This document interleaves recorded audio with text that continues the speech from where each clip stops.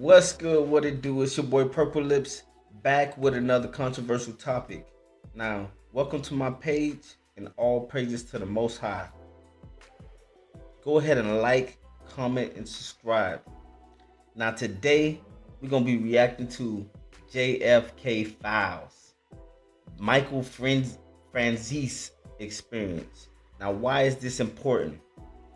This is important because this is a man who has lived, who are still living, who is still living, and had an experience while living. Let me say it another way. It's because the people who are living now are passing up. You know what I'm saying? And this is a guy who had an experience while JFK was living. Why is that important? Because people try to hide the truth. So getting the truth from people who were living through the experience is a whole nother story. So we're gonna go ahead and get right into it. We're gonna even play no game. Michael Franzese experience on JFK Files. We're gonna get into this. Tell me what y'all think. Go ahead and like, comment, subscribe.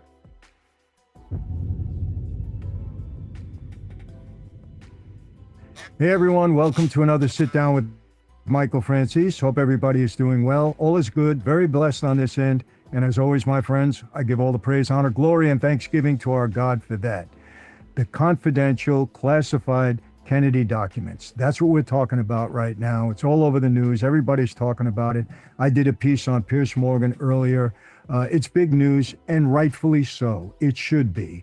For those of you that are not my age, you weren't born when Kennedy was killed, I got to tell you this. Back in 1963, I was 12 years old, and I'll never forget, I was sitting out on my patio in the backyard of my house on Long Island. We had moved at that point, and that's all I heard. Kennedy was shot, Kennedy was shot. It was on television. I walked in the house, and my father, who was in there talking to my mother, and I'm going to tie this in later on, my mother said, "Oh my God, Kennedy is shot. What a shame."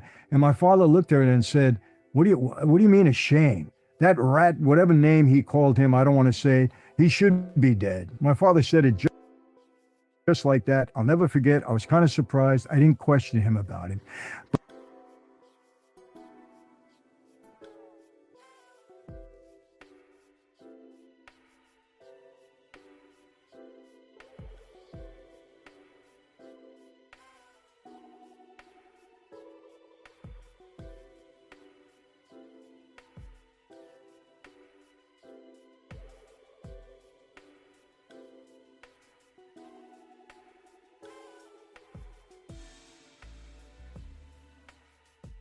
But, and I'm going to tie this in later on.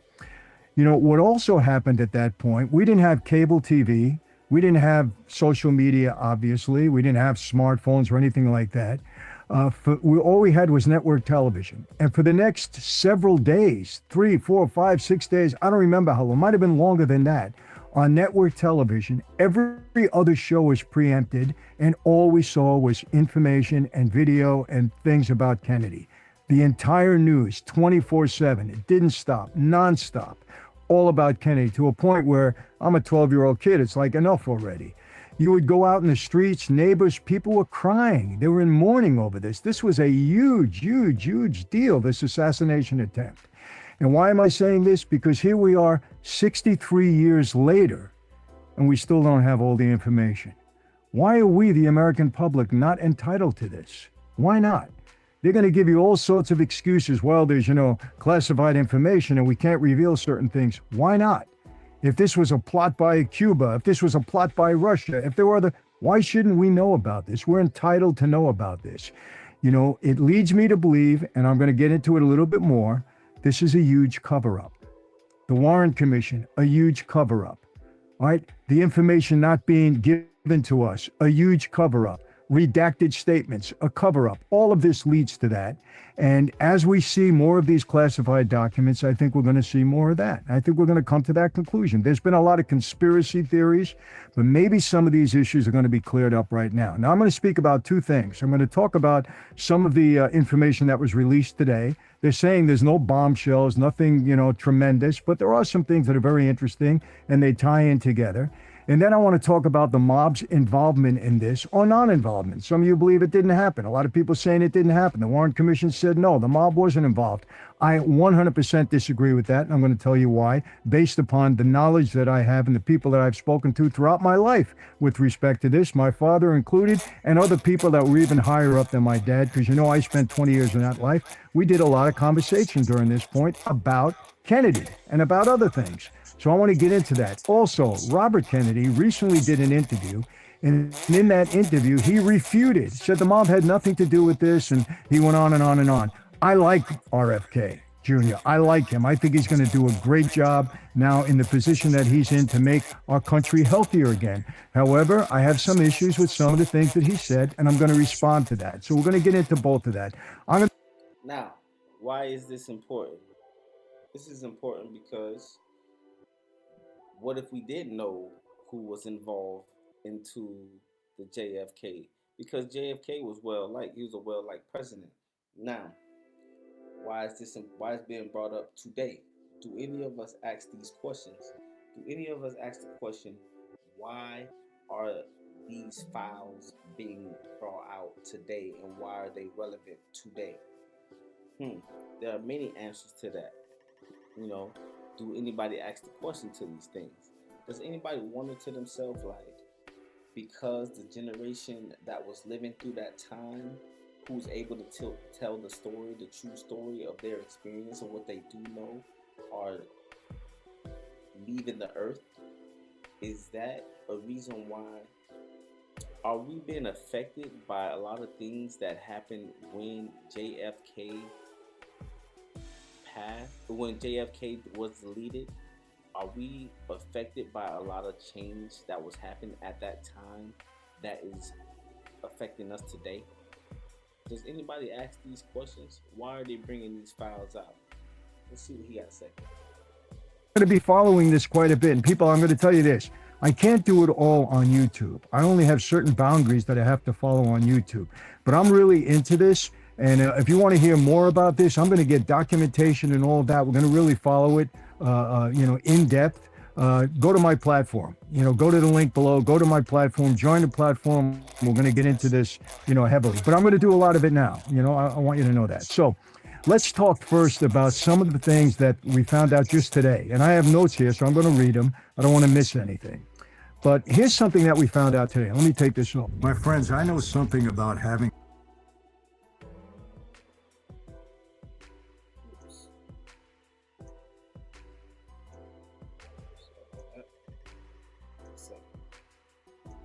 fast forward through this because that's a little advertisement. We're gonna fast forward through this. Two CIA agents that refuse. There were two CIA agents that had involvement with Lee Harvey Oswald. One of them, this guy by the name of Englewood or Angleton, I think his name. What if we knew back then in the 1960s, 1955, whenever it happened, 1960s, what if we knew that the CIA had something to do with it? Would that change anything about how we feel today? What if we knew that the mob had something to do with it? Would that change anything of how we feel today? Let's go ahead and hear what else you got to say. He recruited Lee Harvey Oswald when he was 20 years old. They had a dossier on Lee Harvey Oswald for many, many years, right up until the assassination of Kennedy. Right up. So they were following this guy. They were watching him. They were following him. There was another agent also who had involvement with him. Now, this tells me one thing. Either the CIA was somehow involved and complicit with Oswald with respect to the assassination, or they were terribly inept. Terribly. They didn't follow this guy enough because... What do y'all think? Do y'all think the CIA knew knew about him but didn't follow him, or did they follow him and they knew every move, so it was kind of backed up, or protected, so to speak. If you're following him for several months and you have a dossier and you have all this information on him, you know that he visited Cuba, you know that he visited Russia. Why are you not following him? What is he doing? Why? So either they were terribly inept or they had something to do with Oswald and the assassination. Now, we know, we've heard this, okay, I'm not going to get into full detail. Kennedy did not like the CIA. He was upset with them over the Bay of Pigs. Kennedy did not like the Secret Service. He badmouthed them on many occasions. I understand the Secret Service did not like him. So there's a couple of things here that... Now, why is that important? Why is it important that JFK did not like the CIA or the Secret Service? Also, he's not mentioning that they did not like the boys who, the Star David's guys, the Star David guys. He didn't like those guys either because there was military stolen from the U.S. military from those guys. And, there's a couple more things, but, that's, what if we knew these things, that people are tied into these files? And why are they hiding these files from us for so long? So, does he have the answer to that? That, are going to add up in some way. And again, this is not a conspiracy theory. These are things now that we're putting together, and let's see how much of the documentation we really get and what they really say. How much is redacted, how much are missing. I understand Pam Bondi got 2,000 more pages of documents, or 2,000 more documents that, newly revealed by the FBI that they didn't know even existed before. So let me start to read some of this stuff first about what we've uncovered recently, and then I want to go into RFK's interview with respect to the mob and the involvement with JFK, and I'm going to tell you what, my feeling is on it, what he had to say. Okay. So, again, we see Oswald had visited the Soviet and Cuban embassies in Mexico City weeks before the assassination. Why was he doing that? We don't know, okay? But maybe this is all going to come together. Higher-ups dismissed these concerns despite clear warning signs. Files suggest the CIA was either complicit or incompetent, like I said earlier, in handling intelligence prior to the assassination. Evidence of a second shooter. We know all along they've been talking about a second shooter. And I have to say this. People, understand this. I don't know if you know this, but do you know that JFK's brain, after the assassination, after the autopsy, was placed in the National Archives? You know, they claim it was lost. Lost. How did they lose the brain? Two questions. Yeah, like he said, how did they lose a brain that they hid? How did they lose a brain? Two, why did they lose it? Why did they lose it? Three, is it because, posing the question, did they know that the files was going to come out and reveal the truth, so that would be evidence of, based off the brain, of where he had got hit? I'm just curious. And another thing I want to pose, how do y'all feel about hearing this question from someone who had experience from the Mafia? Yeah, from the Mafia's mouth. Of our Ex-Mafia president that was placed in the National Archives and say it was lost. Not stolen, not some, mischievous thing happening, but lost. I'm sorry, I can't believe that. How do you lose a brain? What did you do with it? Take it out and, leave it in the bathroom by mistake, or bring it out in your car? I mean, this is ridiculous. If that brain is missing, there's a reason why. Or, let's think of this. Maybe it was never really his brain to begin with that they put in the National Archives. Either way, this is ridiculous. And maybe because there was a second shooter. They're saying that, that he bounced back in the car. Well, if he got shot from behind, why did he bounce back? Why didn't he just go forward and drop? So there's a lot of different things. I don't want to get into the conspiracy theories, but it's pretty shady and suspicious that the brain was lost. I don't know if you know this. It wasn't lost. Obviously, somebody got rid of the brain for whatever reason. Let's keep going. New files contradict the Warren Commission's law. Why did they get rid of the brain? I pose these questions to see if anyone asks these questions, if anyone else is curious, and also pose them for your curiosity. I mean, this is my curiosity, but also I want to know if the same thing sparked to your mind. You know what I'm saying? Lone gunman theory. All right, that's what we're finding out. Ballistic reports and witness testimonies indicate the official timeline, 3 shots in 8.6 seconds, does not add up. So again, another shooter. And remember, the Warren Commission said no, it was only Oswald. That was it, period. Now I'm going to tie this together. Documents suggest a shot may have come from the grassy knoll, which meant that he would have been shot in his forehead, in front, not behind. Previously suppressed statement from a Dallas bystander who was forced to remain silent by government agents said that they saw somebody on the grassy knoll with a shot. Supports the House Select Committee on Assassination's 1979 conclusion of a high probability of a second shooter. So why did the Warren Commission gloss this over? Why? I'm going to tie that in. Okay, let's get to some of the Mafia connections according to what we're finding out now, and I'm going to add my 2 cents worth on this. Number 1, Wiretap's transcripts suggest organized crime involvement in the assassination plot. There's no question about that. Sam Giancana was heard on tape in a wiretap saying, "We killed the wrong Kennedy." He hated Robert Kennedy. We all hated Robert Kennedy. My father hated Robert Kennedy. My father believed until the day he died that it was Robert Kennedy that caused him. Purple lips. Why is this important?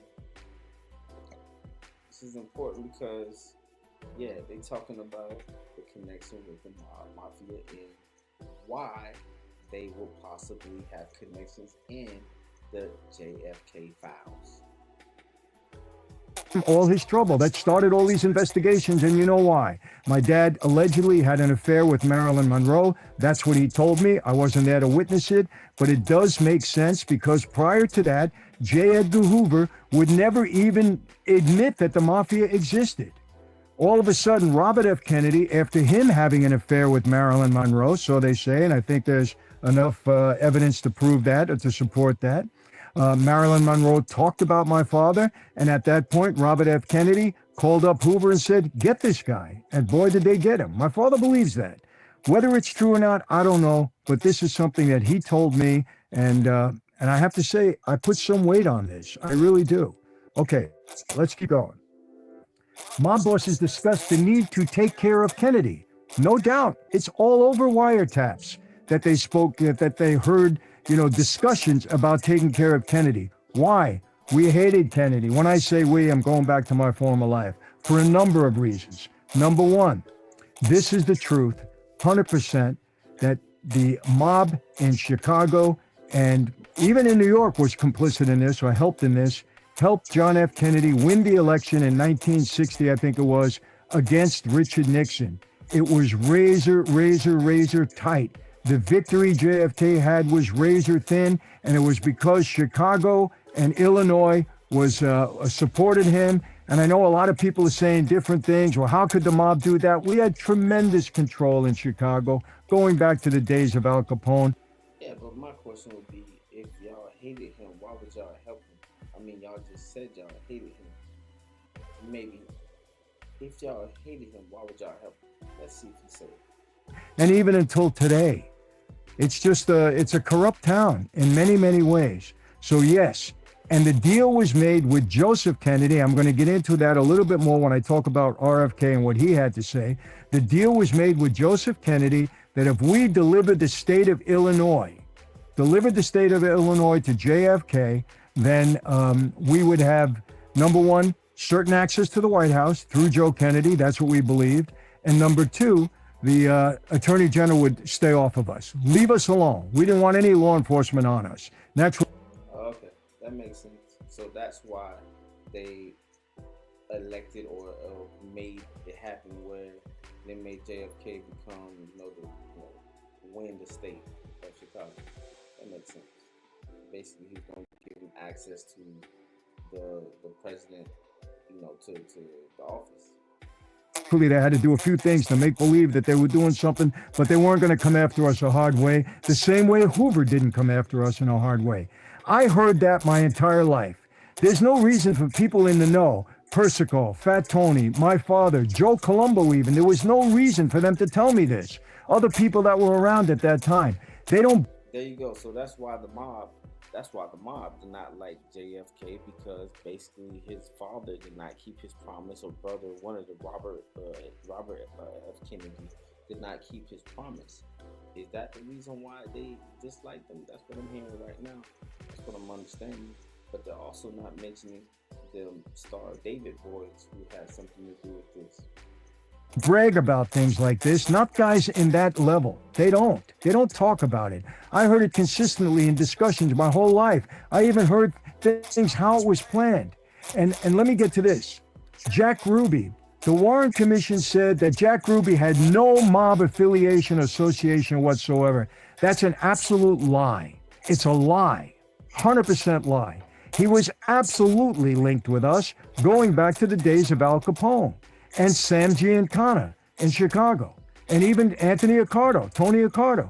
And he also had affiliations with Carlos Marcello. He was running strip clubs for Carlos Marcello out of New Orleans. He was in Dallas. And he had a designated person, I forget the guy's name, mob guy, very close with Marcello's, that he was answering to.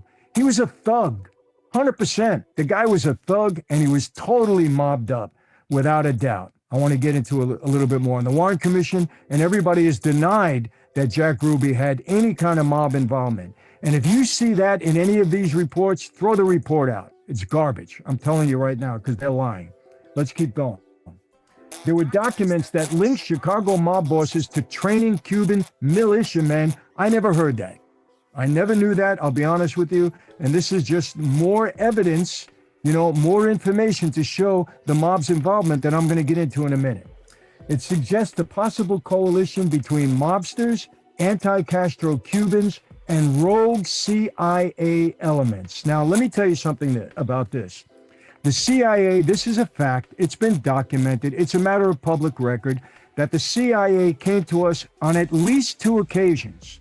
At least two occasions. Number one, they came to Lucky Luciano through Meyer Lansky, and they needed help through World War II. They wanted the armed forces, the Allied forces, to be able to land in Sicily, and Luciano, who had tremendous leverage there, he allowed that to happen. The CIA came to him. Okay, that's number one. Fact. Number two, when they wanted to assassinate Castro after the revolution, they came to us again. And there was a plot to poison Castro. It didn't work out, but they absolutely came to us. Fact. Documented, no dispute. The evidence is there to support it. So what happened here is that I believe it's definitely somebody from the government. I have to believe it's the CIA. Do I have any direct evidence of an actual CIA agent? No. But was I told it was the CIA? Yes. Definitely a government official or government people that came to the mob and said, listen, we got something going. We need to assassinate Lee Harvey Oswald. Why? Well, because he wasn't just a patsy, but he had information that they didn't want anybody to know. So they came to us to help in that regard. And so who do we designate? Jack Ruby, who's in Dallas, who's totally connected, who he was paying off police in his strip clubs to stay around. He had all these connections. That's why he was able to get into the police station. And he was the one guy into the police station with a gun. He got into the station. And when they brought Lee Harvey Oswald through, Jack Ruby went through the crowd and boom, shot him. All right.